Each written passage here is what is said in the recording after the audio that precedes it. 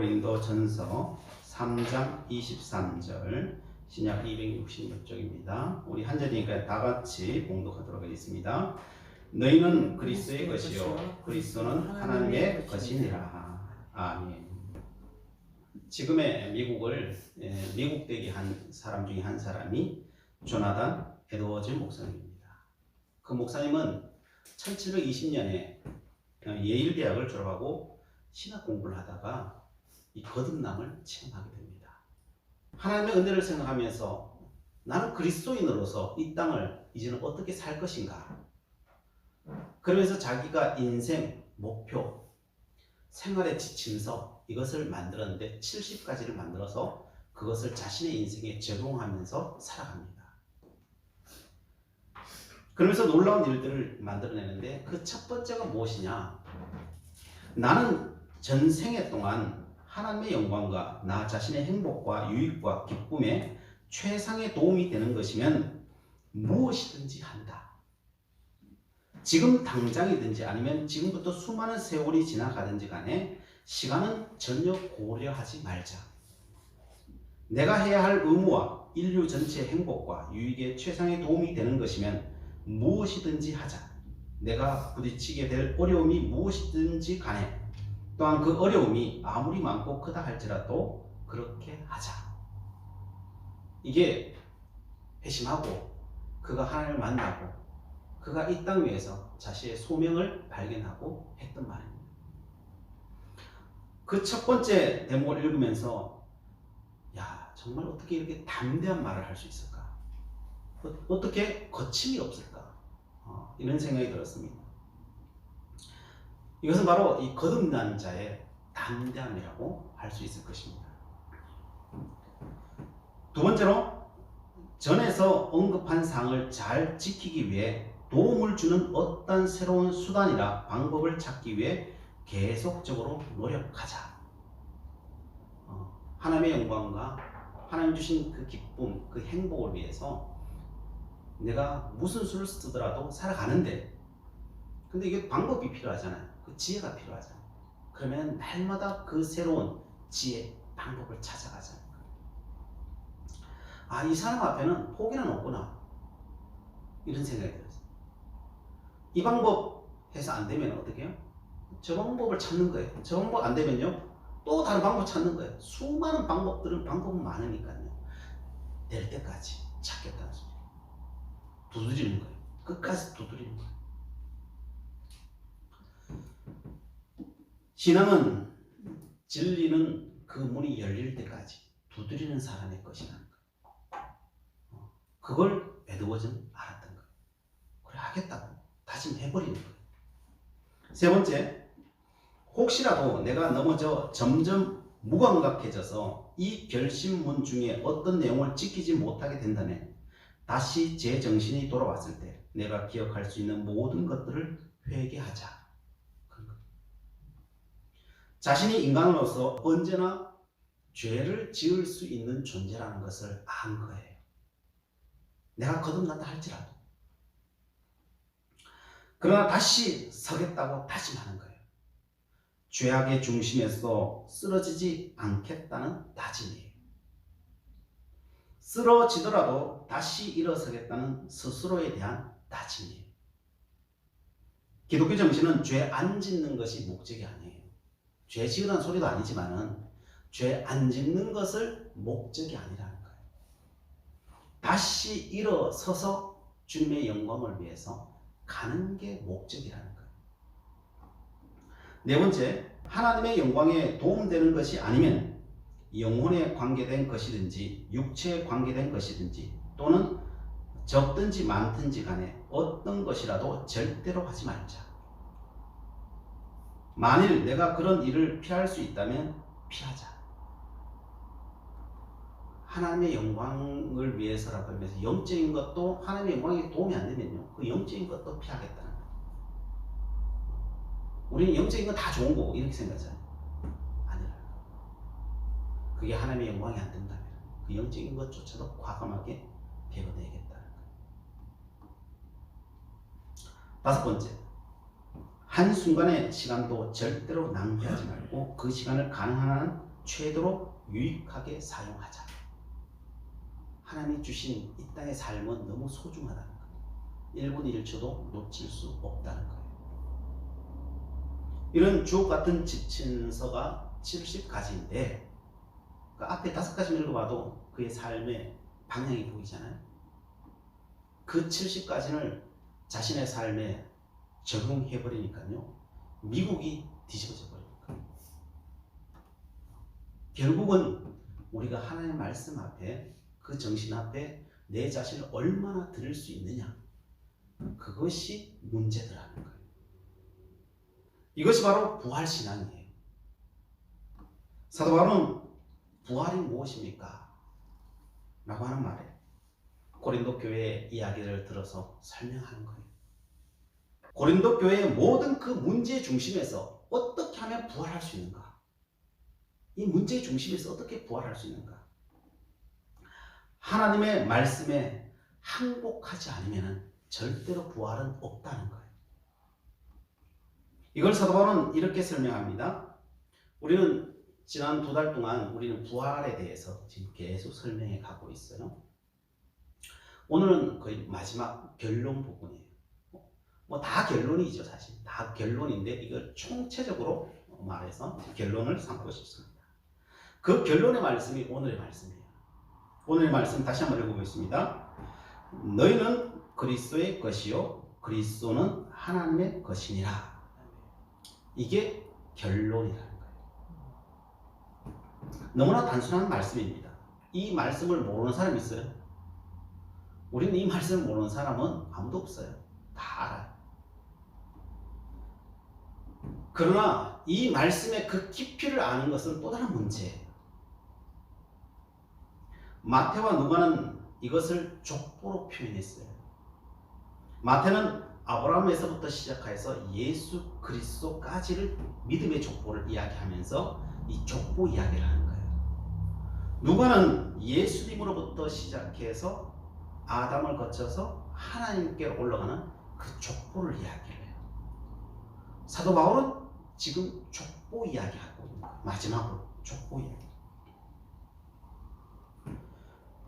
왜 족보가 중요할까요? 사도 바울은 모든 문제의 결론은 이 족보에 있다라고 얘기해요. 우리가 하나님의 뜻대로 살지 못하는 이유는 족보를 잃어버려서 그렇다는 거예요. 뭐 족보가 그렇게 중요해? 이런 시대에. 이런 생각이 들잖아요. 우리는 이렇게 말하면 이 족보 모르는 사람 어디 있어요?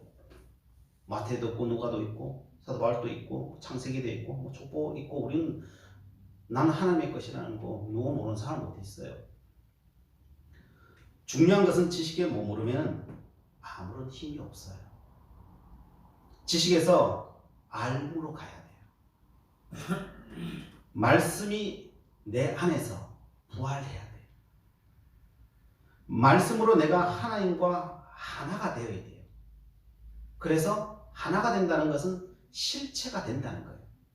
말씀과 내가 하나가 되어서 실체가 되어야 돼요.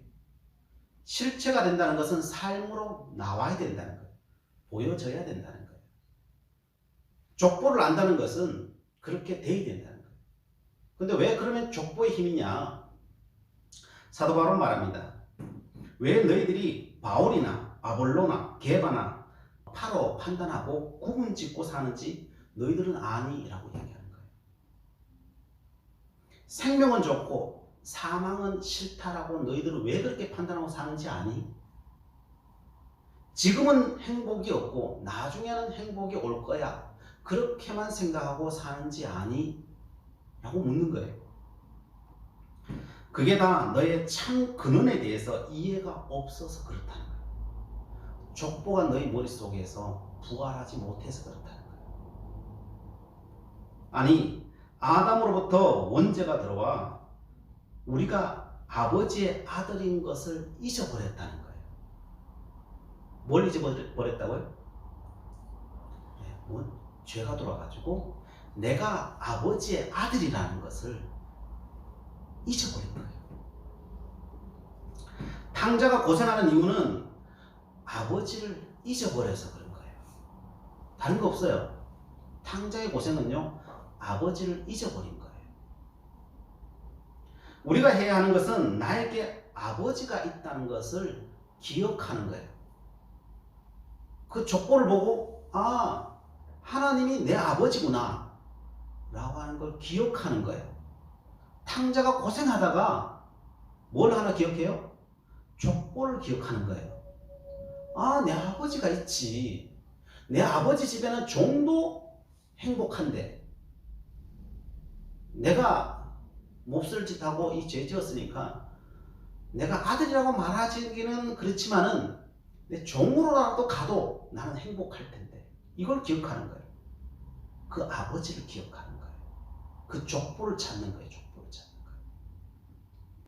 그래서 사도 바울은 이야기합니다. 탕자가 아버지 찾아가면 그 모든 것이 다 누구 거겠니? 라고 묻는 거예요. 사도 바울은 말하는 거예요. 만물이 다 너희 것이야 라고 이야기하는 거예요. 지금 이 시간은 그 기억을 우리가 찾아야 되는 시간이에요. 부활이 뭐냐? 그 기억을 찾는 거예요. 그것이 실체가 될 수 있는 삶의 자리로까지 그것을 찾아내는 것이 부활이에요. 사도 바울은 그 잃어버린 기억을 회복하라는 거예요. 단지 지식으로가 아니라 삶으로, 실체로 찾아내라는 거예요. 우리는 드라마 보면은 회장 아들이 뭐 사고가 나고 해가지고 기억 상실증에 걸리는 그런 내용들 많이 보잖아요. 그래서 뭐 거의 거지처럼 살다가, 그죠? 그러다 나중에 기억을 되찾지요. 그래서 그 모든 것을 다 평정해버리죠. 회장 아들을 다시 돌아와서. 그래요. 그 드라마가 이야기해 주는 것이 바로 성경을 이야기해 주는 거예요, 사실. 그것이 다른 어떤 사람의 이야기가 아니라 내 이야기예요, 내 이야기. 예수 믿는 하나님의 자녀의 이야기인 거예요, 이게. 우리는 그런 존재라는 겁니다. 나의 아버지는 천지를 창조하신 하나님이라는 거예요. 그런데 우리가 기억 상실증에 걸려서 어디에 와 있다고요? 이 지구에 와 있는 거예요. 지구에 와 있는 거. 신앙이라는 것, 인생이라는 것은 이 파랑새를 찾아서 가는 거예요. 그 여정. 그 파랑새가 뭐예요? 그 파랑새가 내 안에 계시는 예수예요. 내 안에 계시는 하나님. 그 분이 파랑새예요. 그 하나님을 찾아 나서는 길, 그게 신앙이고 인생의 여정길인 거예요. 예수 믿었다는 것은 그 잊어버린 그 아버지에게 전화 거는 거예요. 예수 믿는다는 것은요, 전화 거는 거예요. 전화하는 것으로 이미 다 모든 게 끝났어요, 사실은요. 그죠? 전화하면 이미 끝난 거예요. 그러나 완전히 끝난 건 아니에요. 아버지가 전화 통화로 말해주지요. 우리 집에 오려면 거기에서부터 이렇게 와라 라고 말을 하죠. 그러면 그 말대로 걸어가야 되는 거예요. 그러나 그 아들이 가면서 잘못 가서 옆길로 갈 수도 있고요, 샛길로 빠져버릴 수도 있고, 무지해서 가르쳐준 대로 못 가고 갈 수도 있어요. 실패할 수도 있습니다. 그러나 염려하지 마십시오. 두려워하지 마십시오. 그때마다 다시 전화하면 됩니다. 그걸 보고 뭐라고 해요? 전화하는 것을요, 기도하면 되는 거예요. 그리고 말씀 보면 되는 거예요. 도와달라고 하면 되는 거예요. 그러면서 내가 있는 그 자리에 다시 수정하면 되는 거예요.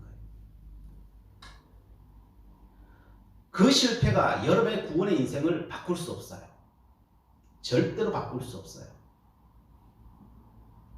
실패가 문제가 아니라 문제는 언제나 내가 얼마나 빨리 전화하느냐에 달려있어요.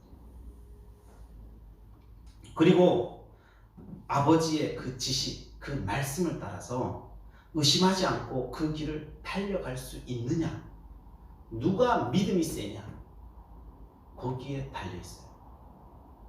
그리고 아버지에게 가면요, 모든 것은 다 내 거예요. 그러나 달려가는 중에서도 사실은 다 내 거예요. 이것을 알고 있느냐. 사도 바울은 이야기하는 것입니다. 너의 존재가 무에서 생겨나는 것이 아니라는 거예요. 너는 분명히 근원이 있다는 거예요. 너는 피조물과 다르다는 거예요. 우리는 개, 돼지하고 달라요. 왜요? 우리는 족보가 있다니까요. 그 족보의 끝에 누가 있다고요? 하나님이 계시다니까요. 내 아버지가 하나님이시다니까요. 그것이 어디에 기록되어 있습니까? 창세기에 기록되어 있죠. 하나님이 자기 형상 곧 하나님의 형상대로 사람을 창조하시되 땅의 흙으로 사람을 지으시고 생기를 그 코에 불어넣으시니 사람이 생명이 되니라. 우리 육은 흙에서 왔지만 우리의 영은, 그렇죠? 우리의 영은 하나님의 형상을 따라서 하나님의 영을 통하여서 우리는 그냥 동물이 아니라 생명이 된 거죠. 살아있는 영적인 존재가 된 거예요.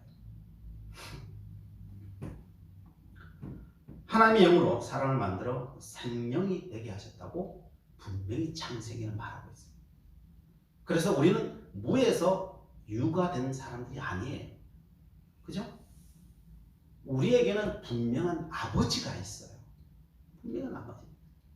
그리고 그 우리는 모두 다 그 아버지로부터 온 자들이라는 거예요. 우리는 자녀라는 거예요.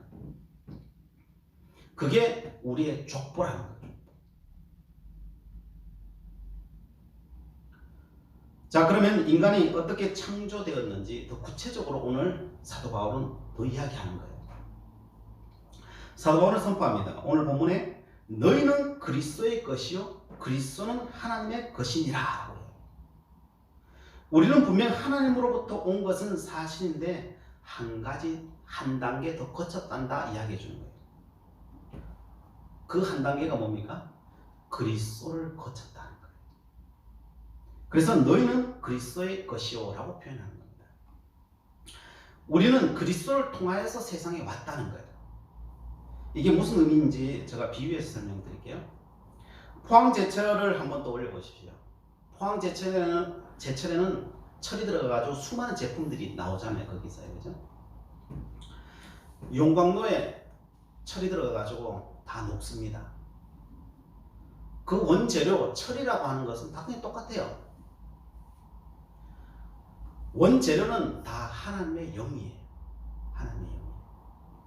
그러나 공장에서 나오는 철 제품들은 무수히 많아요. 그 많아진 이유가 뭡니까? 많아진 이유는 다 철인데 틀이 달라서 그래요. 틀이 달라서.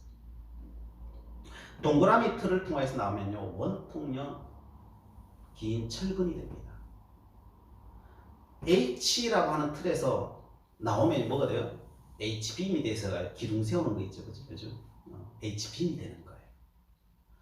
또한 물이 나와서 롤러를 통해 쭉 나오면 뭐가 될까요? 철판이 되는 거예요. 철판. 그 형틀이 다 달라져요. 그 형틀에 따라서 제품이 다 달라지는 거예요. 재료는 똑같아요. 철인데.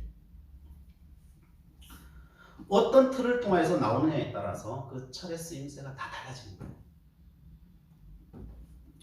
인간과 천사와 동물과 모든 건 다 달라요. 천사 우리가 똑같을까요? 달라요. 왜 다를까요? 틀이 달라서. 인간은 어떤 틀을 통해서 나왔다는 겁니까? 예수 그리스도의 틀을 통해서 나왔다는 거예요. 예수님의 틀을 통해 나왔다. 요한복음 17장 6절에 예수님께서 이렇게 말씀하십니다. 그들은 아버지의 것이었는데 내게 주셨으며. 아버지의 것이었는데 다 아버지의 것이죠. 다 철은. 근데 내게 주셨다는 거. 내 틀을 통해서 인간들은 다 나왔다는 거. 우리는 본래 아버지의 철광석이었습니다. 그 철광석이 성령의 용광로에서 녹아서 예수님의 틀로 나왔다는 거예요. 우리의 근원은 하나님입니다. 그러나 그것이 다가 아니라 우리는 예수님의 틀을 통해서 만들어진 존재라는 거예요. 틀은 왜 중요해요? 틀은 그 한 번 그 틀로 나오면 그게 철근이 되고 H빔이 되고 철판이 되면요, 그 쓰임새는 다 달라져요. 완전히 다 달라져요. 그 틀이 법이에요. 그 틀이 법이에요. 자, 그런데 세상의 철근이 이렇게 말합니다. 세상에 철근이 나왔는데 철근이 판단하기 시작하는 거예요. 다 철근이 내가 기준이 되려고 하는 거예요. 철근이 포항제철화 때 날 왜 이렇게 만들었냐 그러는 거예요. 그러면서 이렇게 만들어진 게 불만이라는 거예요. 왜 날 철근으로 만들었어? 날 왜 H빔으로 만들었어? 다른 걸로 만들지. 자꾸 이렇게 해요. 이게 누가 그렇게 한다고요? 철근이 그렇게 이야기하는 거예요. H빔이 그렇게 이야기하는 거예요. 이게 누가 말하는 거예요? 이게 바로 고린도 교회가 하고 있는 일이 그 일을 하고 있는 거예요. 지금 철근된 고린도 교회가 왜 이렇게 만들었어요? 왜 이렇게 해요? 몰라요? 판단하고 있는 거예요. 판단하고 있는 거예요. 그 판단은 누구를 판단하는 거예요? 하나님 판단하는 거예요. 근데 사람들은 그 판단이 하나님을 판단하고 생각하지 않아요. 내가 옳다고 생각하는데 이렇게 생각해요. 그 판단은 우리에게 있지 않아요. 그 판단은 오직 누구만 할 수 있어요? 네, 만드신 분. 포항제철에서 그냥 하는 거예요. 이 나라에 철근이 몇 톤 필요하다 하면 그 철근을 그렇게 찍어내는 거예요. H빔이 얼마 필요하다 하면 H빔을 찍어내는 거예요. 철근과 H빔은 말하면 안 돼요. 판단하면 안 돼요.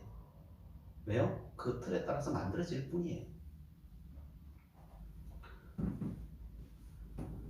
철근이 이래라 저래라 할 수 없습니다. 우리가 할 수 있는 것은 우리의 최선은 그 만들어진 그 쓰임새대로 쓰이는 거예요. 그러면 우리에게 자유의지를 주셨으니까 그 쓰임새대로 안 쓰이면 어떻게 되겠습니까? 안 쓰여도 되지 않겠습니까? 라고 사람들은 생각해요. 예, 그렇게 해도 돼요. 안 쓰이면 어떻게 될까요? 괴로워요. 그게 다예요. 괴로워. 철근이 나는 H빔 할래 그래서 H빔인데 가서 서 있으면 어떻게 되겠어요? 그냥 깔려 죽는 거죠. 깔려 죽는 거. 고생스러운 거예요. 다들 그것을 두고 탕자의 길을 걷는다는 거예요. 그래서 모든 인생은 다 탕자의 길을 걷고 있는 거예요. 고린도 교회가 지금 탕자의 길을 걷고 있는 거예요. 그거 이야기해요. 사람들은 말합니다. 자유의지를 주셨다면서요. 그러면 우리 마음대로 살아도 되지 않나요? 라고 말합니다. 아버지는 말합니다.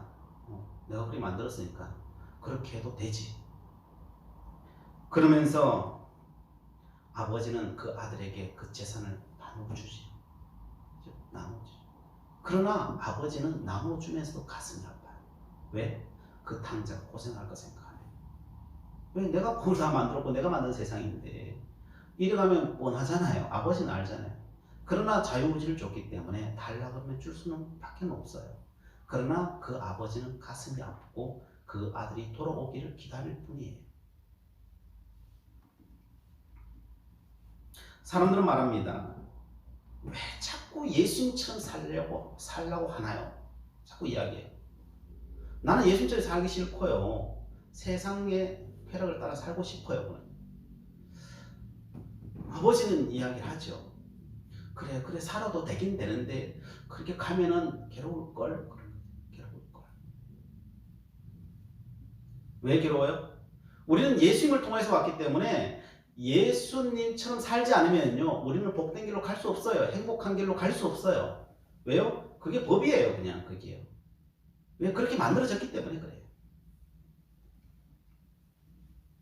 사람들은 말합니다. 거지가 되든 말든 내 삶이니까 내 마음대로 살도록 냅두세요. 사람들은 다 그렇게 이야기해요. 그러나 아버지는 마음이 아프죠. 또한 사람들은 말합니다. 누구 마음대로 세상을 그렇게 만들었대요. 고생스럽잖아요. 쥐 열매 먹으면서 맨날 하는 소리 그거죠. 왜 세상을 이 모양으로 만들어 놔서 날 이렇게 고생스럽게 하냐고. 그게 원망이죠, 늘 우리. 이렇게 만들어 놓은 이 세상, 이건 반칙이에요. 누가 이렇게 만들려고 그랬어요? 이건 내가 원하는 세상이 아니에요. 아버지 하나님 말씀하십니다. 너는 예수의 틀로 만들어졌기 때문에 그건 그냥 예수의 법이야. 예수의 법이야. 나는 그 법 싫은데요. 그러나 하나님 말합니다. 너는 예수의 틀로 만들어졌기 때문에 예수님처럼 살아야 한다. 그렇게 살면 천국이 너희 것이 될 것이다. 라고 이야기합니다. 구약 성경에는 이게 이해가 잘 안 돼요. 이게 구약 성경에. 사람들이 그 자유의지를 가지고 죄를 짓죠. 그러나 죄를 짓지만 자기는 남들보다 낫다고 생각해요. 북이스라엘과 남유다는 망하게 됩니다. 유다 백성들이 이야기합니다. 이건 반칙입니다. 왜 반칙이니? 우리는 쟤들보다 나아요. 쟤들보다. 저희 아수르보다 낫고요. 바벨론보다 낫고요. 저 인간들보다 나는 훨씬 나아요. 근데 왜 내가 망해야 돼요? 이건 반칙이에요. 이건 있을 수 없는 이야기예요. 지금 이스라엘 백성이 뭘 하고 있는 거예요? 판단하고 있는 거예요. 판단하고.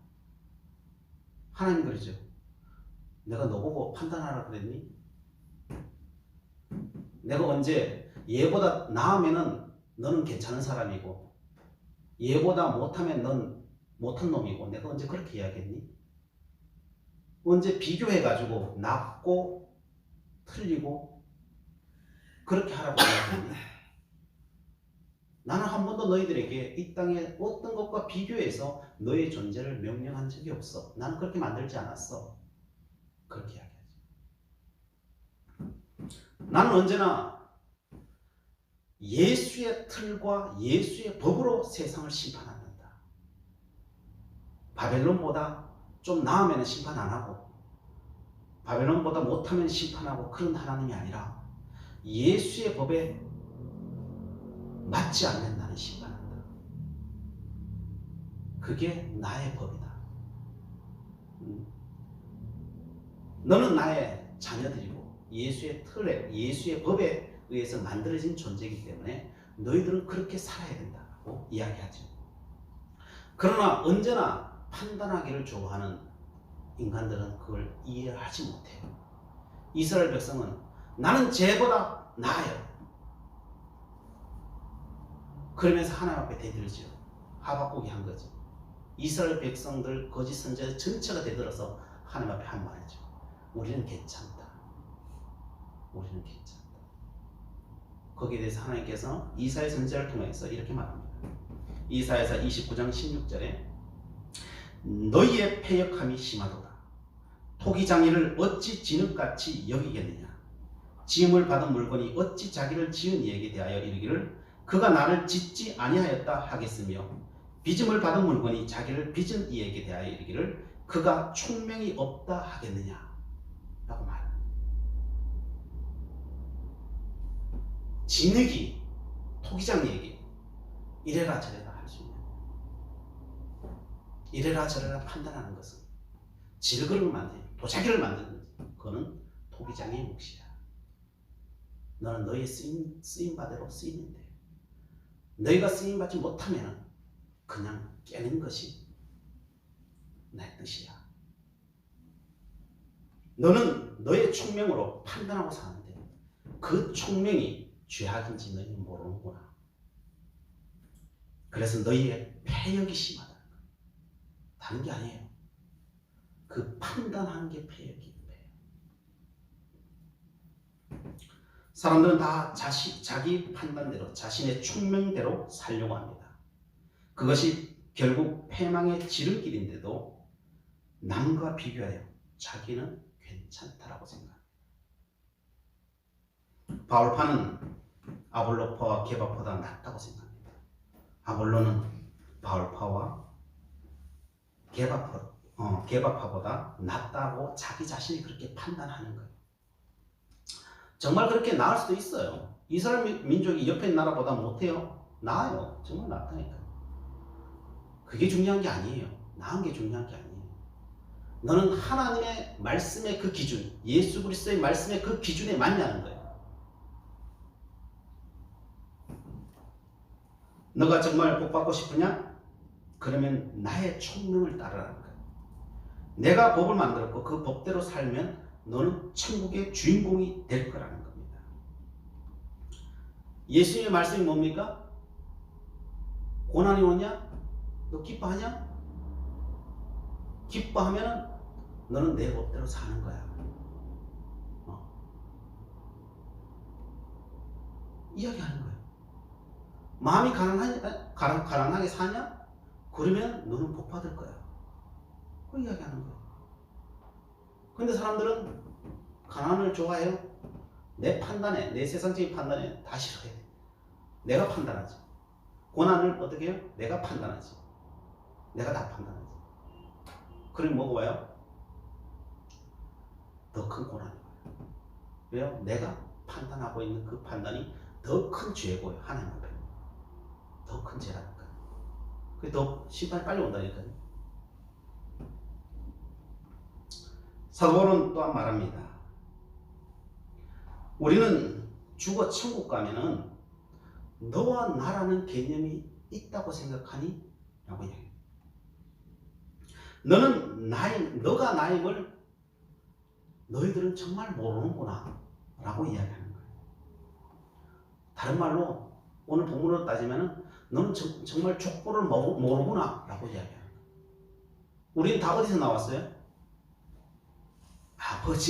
아버지잖아요. 아버지로부터 예수 그리스도를 통하여서 성령을 통하여서 우리는 나온 존재들이잖아요. 그러면은 나와 너가 다르겠어요? 나와 너가 다르지 않다는 거예요. 우리 부모로 따지면은 너와 나가 다를지 모르지만은 저 근원으로 올라가면은 너와 내가 다르냐고요. 너와 내가 다르지 않다니까.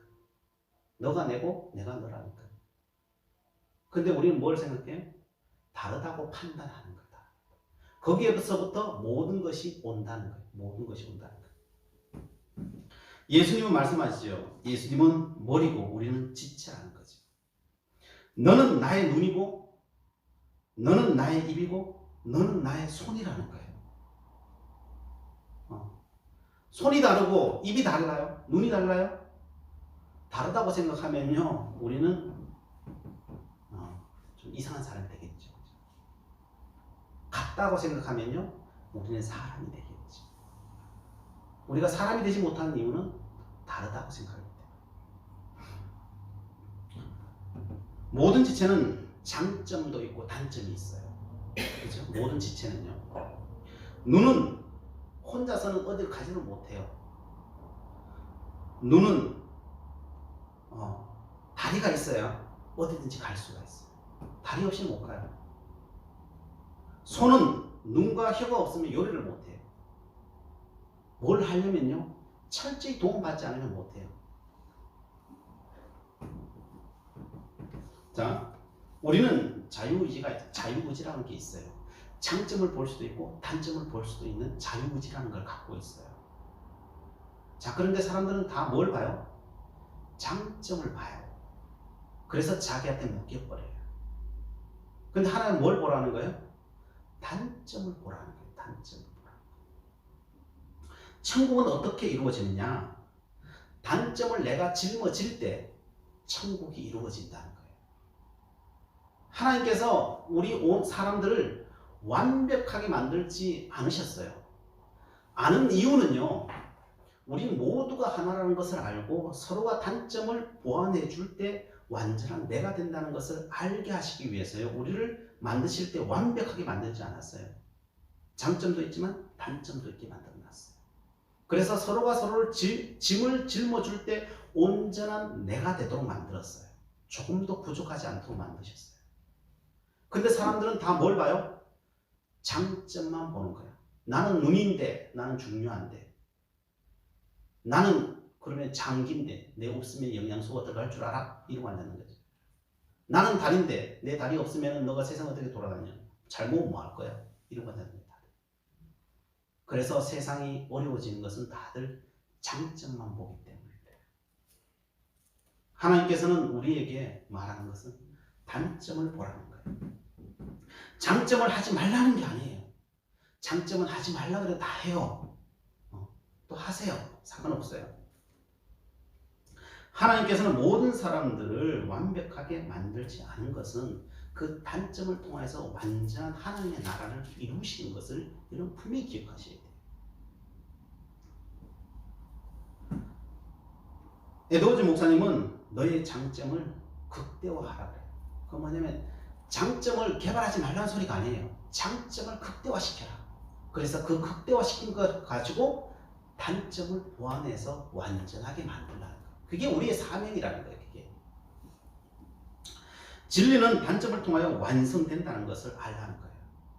그래서 우리는 딱 성경에서 한 가지만 하라는 거죠. 뭘만 하라고 했습니까? 사랑하라 그랬잖아요. 사랑이 뭐예요? 사랑은 저 사람의 단점을 내가 보완해 주는 게 사랑이에요. 그게 사랑이에요. 근데 장점을 내가 사랑하는 사람은 그 사랑이 아니에요. 그건 이기적인 거죠. 이기적인 거죠. 내가 더 많이 가지려고 하는 거죠. 예수님께 이 땅에 오셔서 장점만 보는 사람들에게 무슨 말씀합니까? 누가복음 5장 31절에 예수께서 대답하여 이르시되 건강한 자에게는 의사가 쓸데없고 병든 자에게라야 쓸데있나니. 예수님이 이 땅에 온 이유는 병든 자에게 왔다는 거예요. 나는 그래서 장점이 있는데 안 간다는 거예요.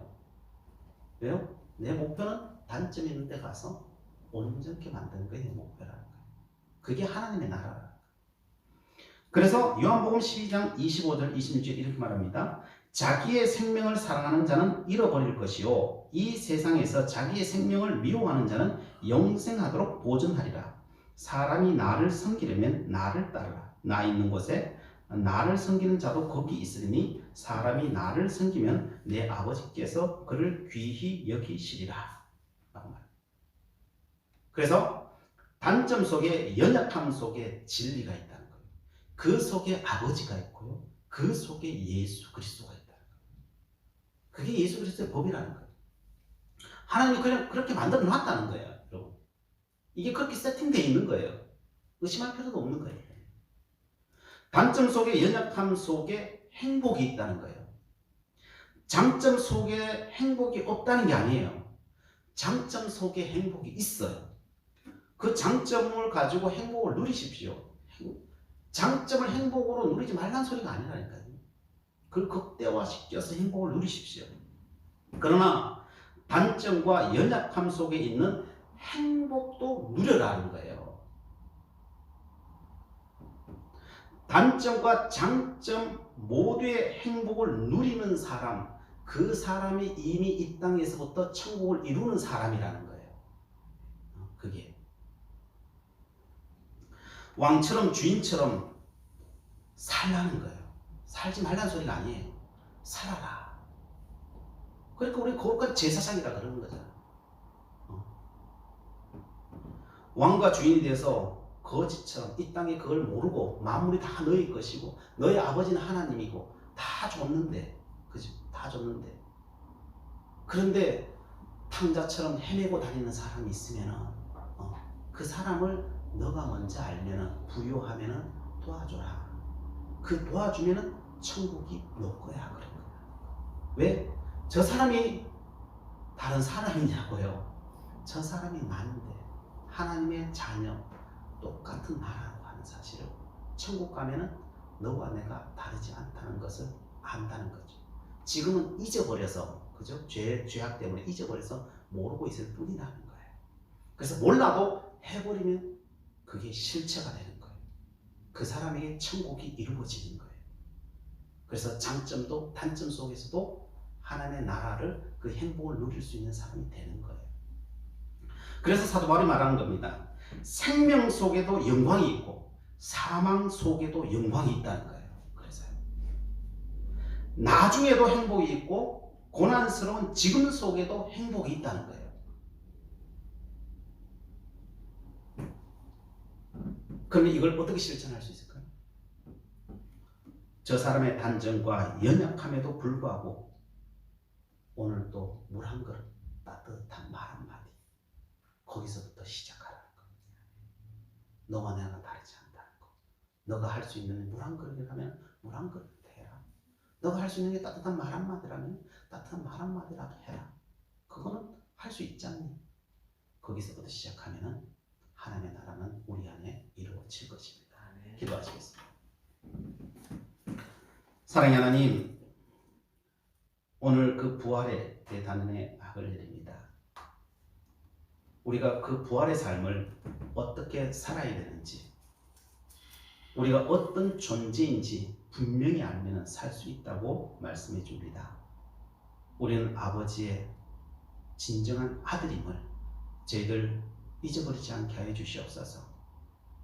그 아버지에게 날마다 전화를 걸어서 저희들 그 아버지의 집을 향하여 달려가는 저희들 되기를 원합니다. 장점 속에서도 단점 속에서도 그 행복을 찾아낼 수 있는 저희들 되기를 원합니다. 우리의 믿음의 눈을 열어 주시옵소서. 예수 그리스도의 이름으로 기도드리옵나이다. 아멘.